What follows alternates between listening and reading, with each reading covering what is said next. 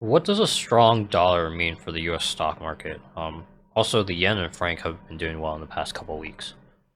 What does a strong dollar mean? Okay, so one of the things that's kind of interesting is historically, when the dollar goes up, the market goes down.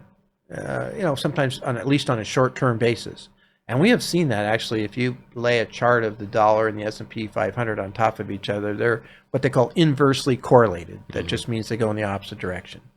Dollar up, market down, market up. Well, if you look at the last couple of weeks, dollar's up a lot, which Yeah. is kind of mind-boggling actually.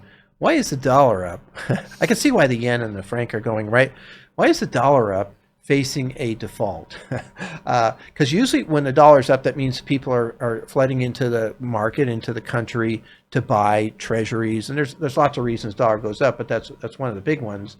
And so nonetheless, the dollar's up, but so is the market. Yeah.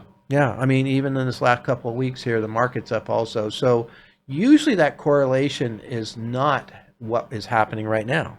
Uh, maybe I do think that correlation is makes sense because it just happens that the dollar moves up and it makes our securities more expensive to the Yeah. rest of the world, right?